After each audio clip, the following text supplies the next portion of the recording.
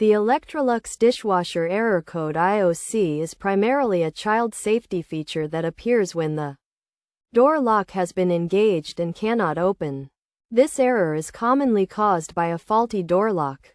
To troubleshoot this issue, the first step is to reset the dishwasher by holding down the air dry button on the control panel for a few seconds until the door lock disengages. If this doesn't work, the door latch may need to be replaced. To do this, turn off the dishwasher, open the door, and remove the screws holding the inner and outer panels. Disconnect the wire connector from the door latch. Lift off the control panel and rest it on the floor. Then, remove the screws to take out the old door latch and install a new one, attaching it to the inner door panel. Finally, reinstall everything and turn the dishwasher back on to see if the issue is resolved.